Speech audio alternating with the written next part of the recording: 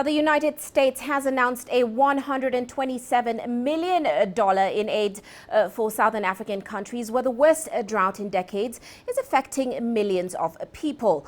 In Zimbabwe, once a food exporter to its neighbors and now gripped by an economic crisis, some have been selling their cattle for as low as $50.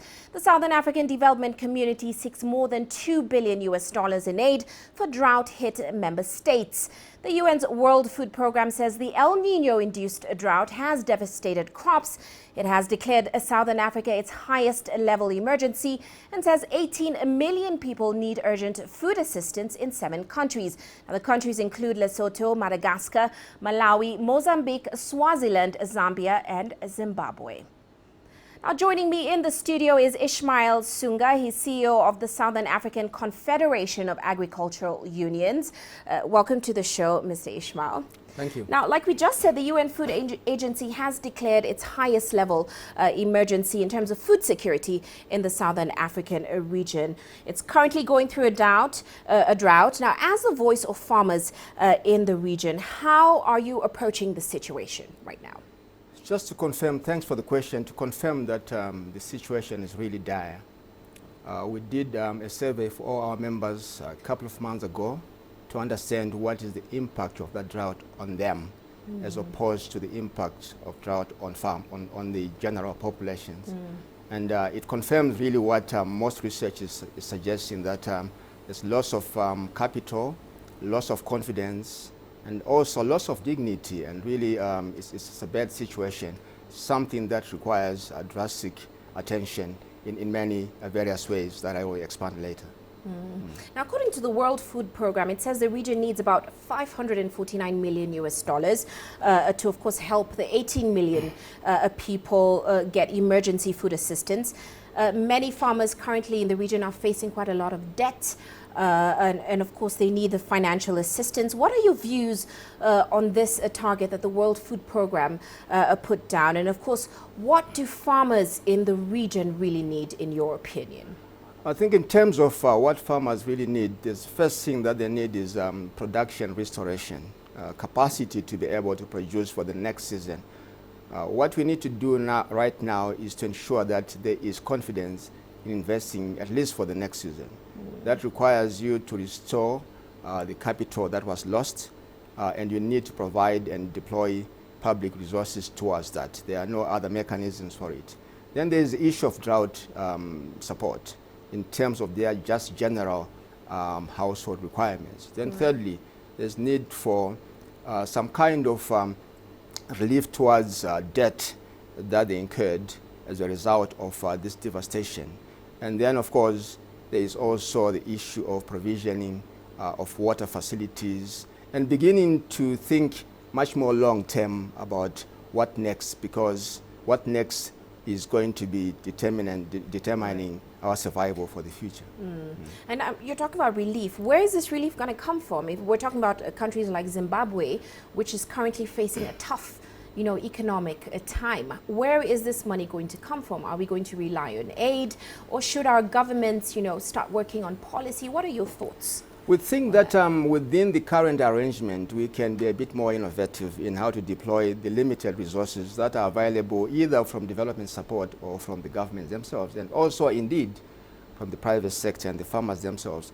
Firstly, we see that there is, in our view, a disproportionate attention towards consumers. Right. That consumers, yes, suffered quite a bit, much more than perhaps many other people. But the point of the matter is that farmers are at the front line of the devastation. They lost capital, so relief efforts should really go towards them.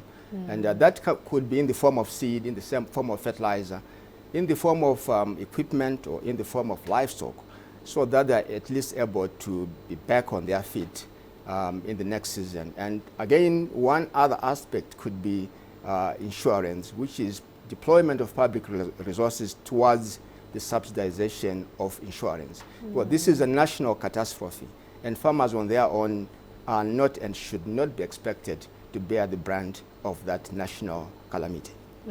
Now, we do know that the Africa Green Revolution Forum will be coming to Nairobi in September. You'll definitely be there. Give us some insight into what your expectations are in terms of actionable solutions going forward in Africa's agricultural sector as a whole. First of all, if I tie it down to the topic we just covered, drought, I think what we see now, this devastation is a manifestation of inadequate investment in climate-related infrastructure in the past. And we just need to boost investment in the future in public-related, climate-related infrastructure. So that's one point. The current situation is not sustainable, where we have the majority of farmers subsisting in the sector and not being able to grow and prosper out of it or within it. It's a false equilibrium which needs to be disrupted.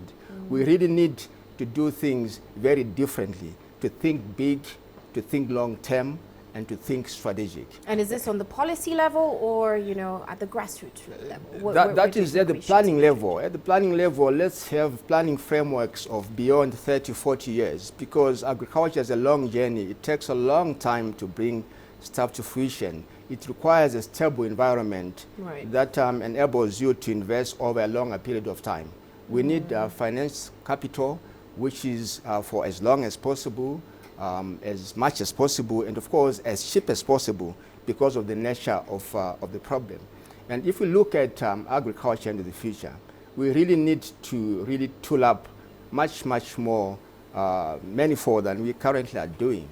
Let's take, for example, the issue of the aging population in the agricultural sector. We really need to start replenishing the capital stock. And there comes the point of investing in the future of agriculture, including young farmers. And there is plenty of scope for growth in agriculture due to the global demand for food, as well as regional and continental demand for food. So let's invest in young farmers who will grow the economies and the agriculture that we want for the future. Well, Mr. Ishmael Sunga, thank you so much for joining us in the studio. Of course, he's the CEO of the Southern African Confederation of Agricultural Unions.